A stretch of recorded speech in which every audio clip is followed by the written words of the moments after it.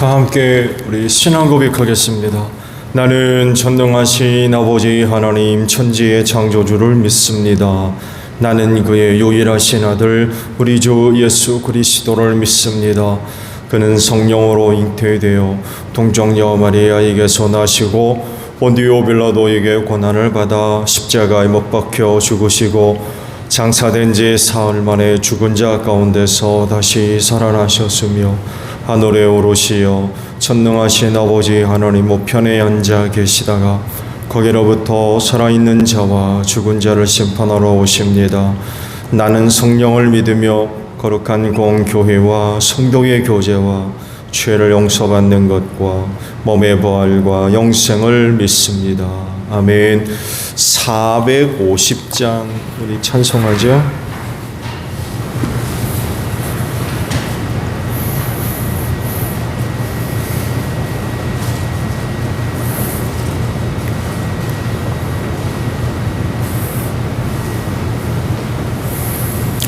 (450장입니다) 내 평생 소원 이것뿐 주의 일하다가 이 세상 이별하는 날 주 앞에 가리라.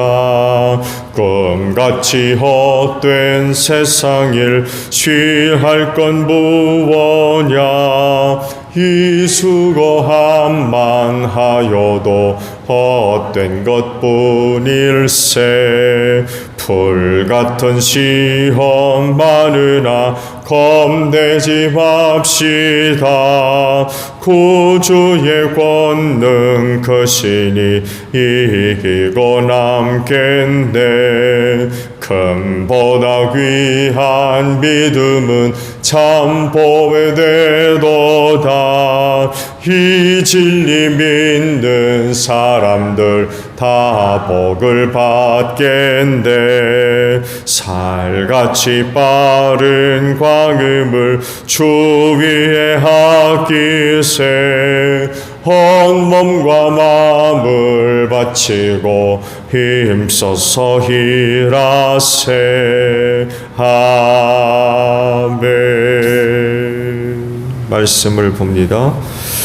누가복음 11장 37절에서 54절 마지막 절까지 봅니다. 누가복음 11장 37절에서 마지막 절입니다. 예수께서 말씀하실 때에 바리새파 사람 하나가 자기 집에서 잡수시기를 청하니 예수께서 들어가서 앉으셨다.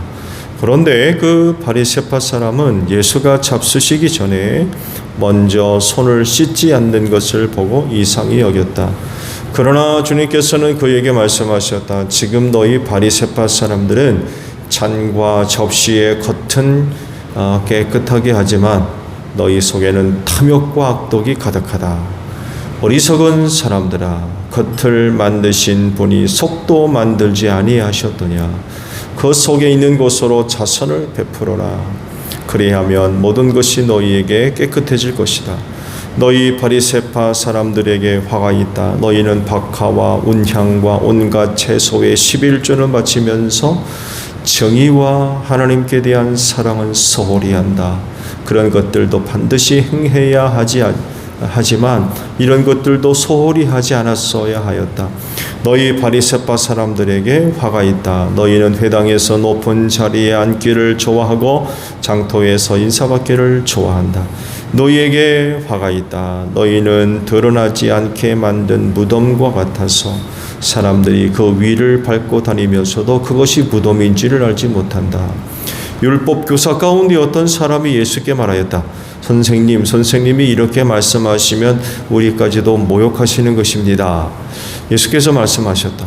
그렇다. 너희 율법 교사들에게도 화가 있다. 너희는 지기 어려운 짐을 사람들에게 지우면서 너희 자신은 손가락 하나도 그 짐에 대려고 하지 않는다. 너희에게 화가 있다. 너희는 너희 조상들이 죽인 예언자들의 무덤을 세운다. 그렇게 함으로써 너희는 너희 조상들이 저지른 소행을 증언하며 찬동하는 것이다. 너희의 조상들은 예언자들을 죽였는데 너희는 그들의 무덤을 세우기 때문이다.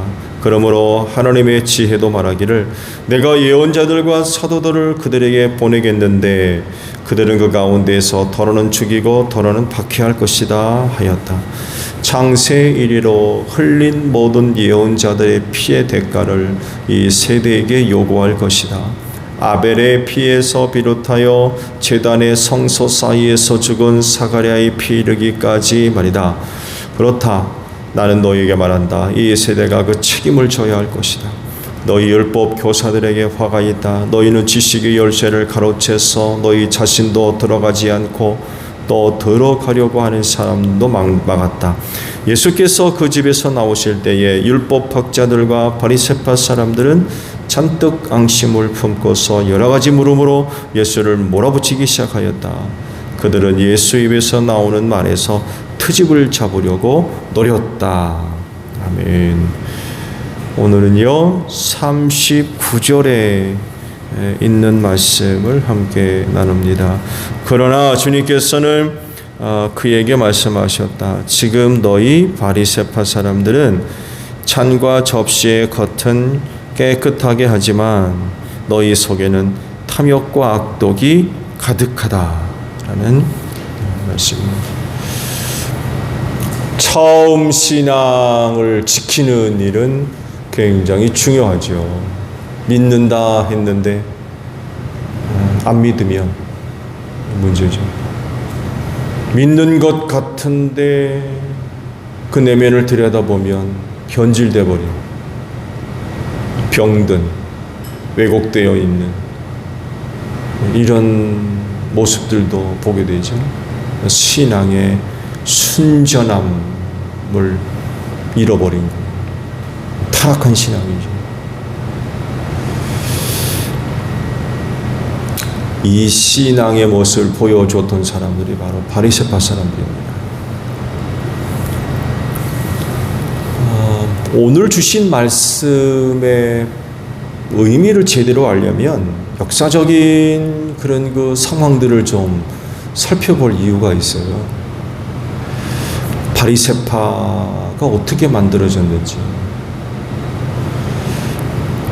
알렉산더 대제가 젊은 나이에 유라시아를 정복을 했지요. 근데 젊은 나이에 요절을 해가지고 그 밑에 있던 4명의 장군이 알렉산더 대제가 차지했던 지역을 분할해서 통치하게 됩니다. 그러면서 이제 유대가 팔레스틴이죠. 이 팔레스틴 지역이 급격하게 이제 변하기 시작했어요. 그러니까 이제 헬레니즘이라고 그러죠. 알렉산더 대제 시대에 용성했던 문화를 헬레니즘 문화라고 이렇게 지금 부르고 있는데 이 영향을 크게 받게 됐어요. 그러니까 조상적부터 내려왔던 그 유대 신앙이 이제 변질되는 거죠. 종교 문화도 바뀌게 되고 헬레니즘이라고 하는 거대한 이방 문화의 영향 아래 놓이면서 속수무책으로 변질돼가는 이런 그 과정을 겪습니다. 오랫동안 외세 침입을 받으면서 북쪽은 아시리아 제국이죠. 남쪽은 바벨로니아 제국에 망하면서 이후로 오랜 기간 동안 외세 침입을 받아서 나라가 이제 망한 상태로 이렇게 좀 오고 있던 그런 상황이었던 거죠. 그러면서 이제 이방 문화를 받아들이면서 유대도 종교적으로나 문화적으로나 혹은 가치관에 있어서 굉장히 심각한 그런 그 변화의 물결을 받게 됩니다. 그러면서 이제 유대 종교가 정치적 영향을 받기 시작을 하지요. 헬레니즘을 이제 수용을 하면서 반대하지 않는 거죠. 오히려 적극적으로 찬성을 하고 또 진보적이라고 그러죠. 진보적 성향을 띠고 또 정치 권력에 민감하게 반응을 하면서 성전 중심의 신앙을 형성했던 사람들이 이제 사두개인들입니다. 이 사두개인들이 이제 주로 정치 세력으로 보시면 될 것 같아요. 성전을 중심으로 한 정치 세력, 기존에 가지고 있었던 기득권을 놓치지 않기 위해서 이런 그 외세의 문화들, 헬레니즘이죠. 헬레니즘의 문화들 적극적으로 찬성하는 편이고, 또 이를 기반으로 한 정치 권력에 결탁하는, 이에 대해 힘을 빌어서 유대 종교 사회에서의 종교적 권리 권한들을 잃어버리지 아니하려고 하는 이런 사람, 이들이 바로 사두개인들이고, 여기서 이제 대제사장들이 배출이 됐죠. 근데 이제 말씀을 드리겠습니다만에도 정치적인 영향을 받다 보니까 대제사장이 정치가들에 의해서, 왕들에 의해서 임명을 받아요. 혈통적으로 유대 제사장들이 아론의 가문들 아닙니까? 혈통적인 그런 그 이유들로 인하여서 제사장이 되는 게 아니라 왕의 정권에 의해서 임명이 되는 거예요. 그러다 보니까 사두개인들을, 제사장들이죠, 이들이 정치적인 그런 그 영향을 받고 그 힘을 빌어서 종교적 권리들을 차지하려고 하는 이런 사람들. 그래서 정치 권력 주변에 모이게 되고 성전을 중심으로 한 그런 그 신앙들을 갖게 된 이들이 바로 사두개인들입니다. 근데 이에 반해서 바리새인들은 헬레니즘을 반대했던 사람들이에요. 세속화를 반대하는 거죠. 모든 일에 있어서 헬레니즘 사고, 사상, 종교 이런 것들을 적극적으로 반대했던 사람이고, 또 정치적인 힘에서 밀려난 사람들이었어요. 그러니까 어디로 가겠어요? 이제 회중 속으로 들어가는 거죠. 백성들 속으로 들어가고, 사두개인들은 성전 중심이지만 바리새인들은 회당 중심으로 이제 세력이 형성이 되게 되죠. 민족주의고 보수적입니다. 사두개인들은 굉장히 진보적이지만 이에 반해서 바리새인들은 굉장히 민족적이고 보수적인 이런 성향을 띠어요. 그래서 오랜 기간 동안 이들 사이에 굉장히 알력이 심합니다. 굉장히 많이 갈등이 많았어요. 결국 이 문제 때문에 로마에 의해서 유대가 망하는 이런 일을 초래하기도 했죠. 이 말씀을 드리겠습니다만, 그리고 이런 와중에 선수 신앙을 고집했던 사람들, 이런 사람들은 어디로 가냐? 광야로 들어갑니다. 에세네파가 아주 대표적인 거죠. 그래서 예수님 시대에 유대에 영향을 끼쳤던 세 무리들, 사두개파, 바리새파, 에세네파, 이 세 부류의 사람들이 유대 사회에 종교적으로 영향을 끼쳤던 그런 사람들이고 무리들입니다. 하스몬 왕조 시대에 와서 왕이 누가 되느냐에 따라서 사두개인들이 중용되기도 했지만 때로는 바리새파 사람들이 중용이 돼가지고 정치를 하게 된 거예요. 사두개인들이 중용이 돼서 정치를 하게 되면 반대로 바리새파 사람들은 핍박을 받아가지고 굉장히 어려움을 겪었어요. 반대로 또 왕이 누가 되면 이번에 바리새파 사람들을 중용했었으면 반대로 사두개인들이 또 핍박을 받아가지고 굉장히 또 고통을 당하는 이런 그 일들이 하스몬 왕조 내내 이제 일어나게 되죠. 여러분 아시듯이 하스몬 왕조는 마카비 전쟁을 일으켰던 사람들입니다. 그래서 유대를 독립시켰던 그런 사람들이에요. 다윗 왕과는 완전히 다른, 언젠가 말씀드렸죠. 하스몬 왕조의 후손이 헤롯 대왕입니다. 헤롯 가문. 그러니까 유대 사회를 다스리는 데 있어서 혈통적으로 이제 문제가 많이 있었던 거죠. 이걸 완화시키기 위해서 헤롯 대왕이 성전을 지었어요. 믿음 때문에, 야훼 신앙 때문에 성전 지은 게 아니라 정치적으로 유대인들로부터 환심을 사기 위해서 에서 혈통, 야곱이 아닌 에서 혈통에 있는 이 헤롯이 성전을 지었던 겁니다. 말씀드린 대로 하스몬 왕조 기간 동안 이런 일들이 벌어졌어요. 그러다 보니까 이때부터 사두개인들과 바리새인들이 어떻게 하면 정치에 편협할 것이냐, 동승할 거냐, 숟가락을 얹을 거냐, 이런 데에 관심을 갖기 시작을 해요. 그러니까 신앙적으로 순수한 이런 그 모습들을 서서히 잃어버리기 시작합니다. 정치 맛을 한번 들이고 나니까 정신을 못 차리는 거예요. 하스몬 왕조 말기에 이르러서 이 사두개인들과 바리새파 사람 사이에 심각한 그런 그 갈등들이 일어납니다. 내부 분열이 일어나는 거죠. 서로 싸우고 뭐 정권을 잡기 위해서 뭐 온갖 암투와 뭐 이루 말할 수 없는 그런 혼란이 일어난 거예요. 그래서 이 문제를 해결하기 위해서 외부 세력을 불러들이는데 그게 바로 로마였어요. 폼페이우스 장군을 불러들여가지고 이 둘 사이의 문제를 해결하려고 시도했다가 그만 폼페이우스 장군이 들어와서 이렇게 보니까 예루살렘 안에 엄청난 돈이 있는 것을 발견하게 됐어요. 특히 성전에 백성들이 드려진 예물들을 쌓아놓은 거 있잖아요. 이게 이제 발견된 거예요. 이 기회에 잘 됐다 하고 저는 로마가 유대를 정복해버렸어요. 문제를 해결하려고 불러들였는데 그만 문제 해결은 둘째치고 나라가 망해버리는 이런 일이 발생을 하게 됐던 거죠. 폼페이우스가 계속 유대에 머무를 수가 없어가지고 안티파테르에게 유대 팔레스틴 지역을 통치할 수 있는 권한을 이양을 해주죠. 그리고 안티파네스의 아들이 헤롯입니다. 헤롯. 제1대 헤롯 대왕.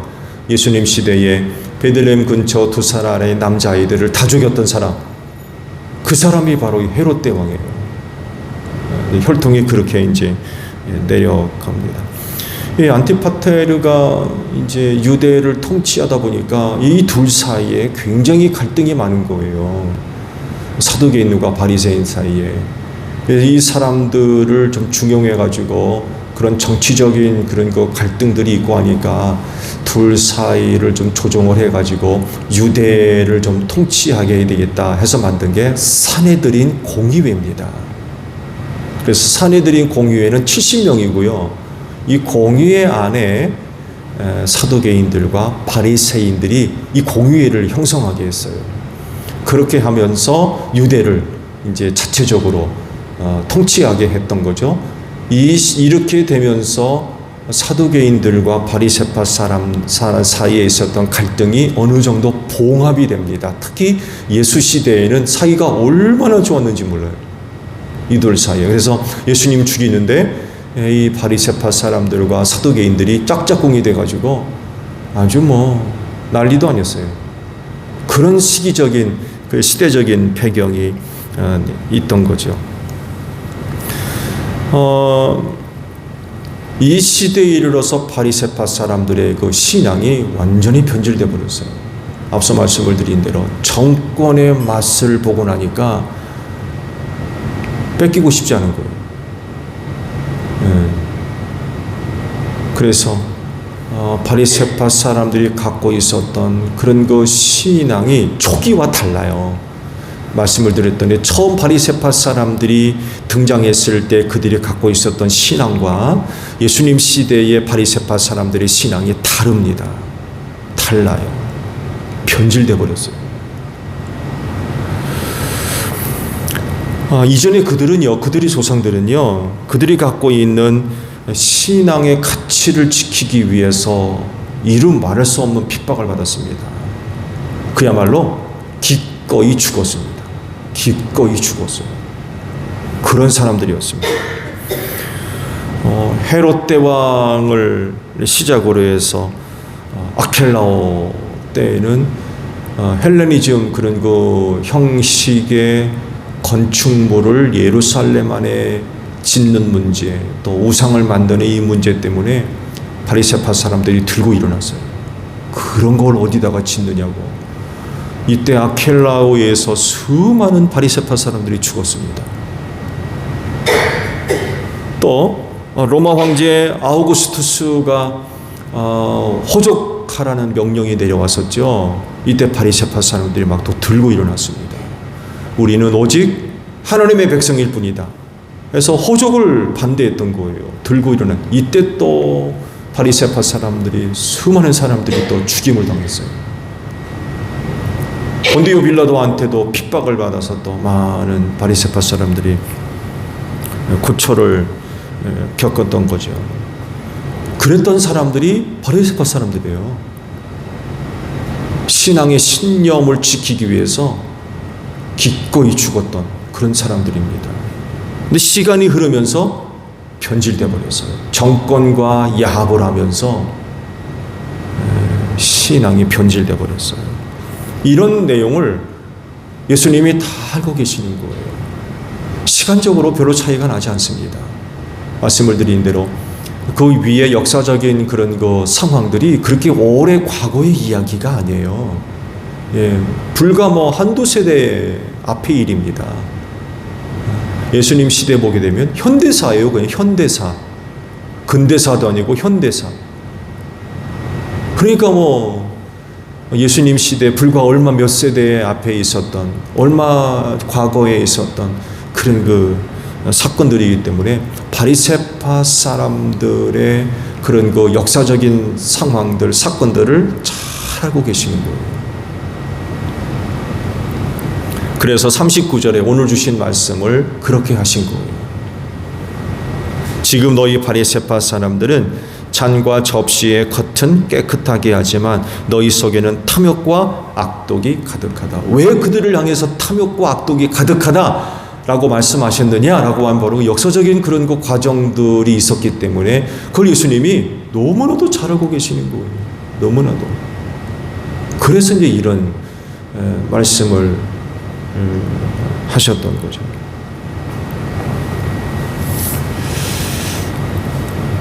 성령님을 통해서 믿음이라고 하는 귀한 은혜를 받으셨어요. 여러분, 그 믿음 잘 관리하십시오.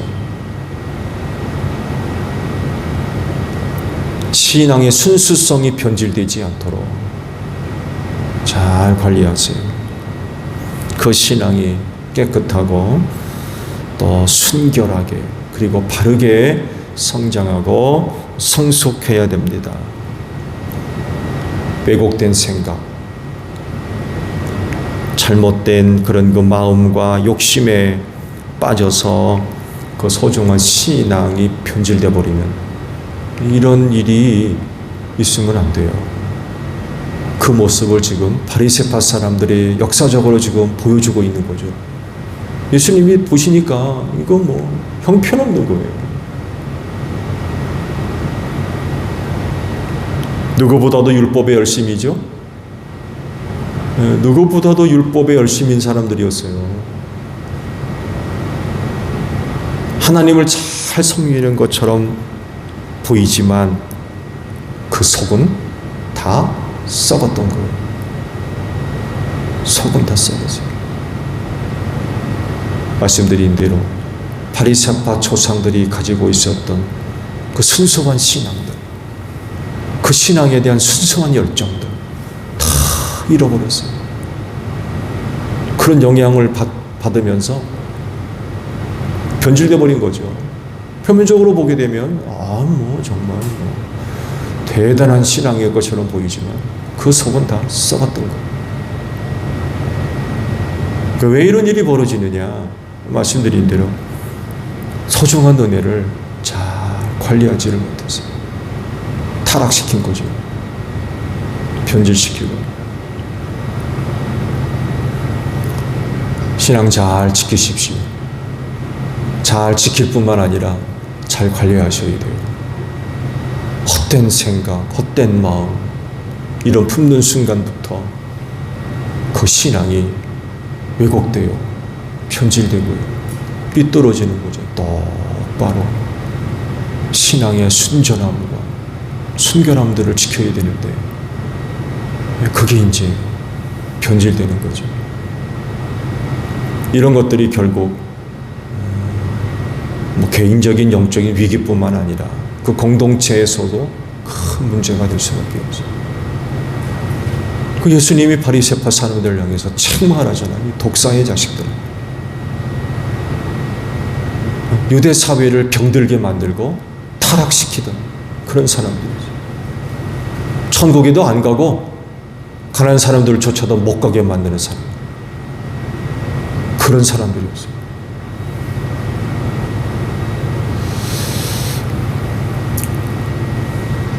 주님 오시는 그날까지, 또 여러분의 영혼이 주님 앞에 서는 그날까지 받은 은혜, 그 믿음 잘 지키시고 잘 관리하셔서 그 신앙의 순전함을 지켜나갈 수 있는 여러분들이 되시기를 바랍니다. 주기도문 합니다. 하늘에 계신 우리 아버지, 아버지의 이름을 거룩하게 하시며 아버지의 나라가 오게 하시며 아버지의 뜻이 하늘에서와 같이 땅에서도 이루어지게 하소서.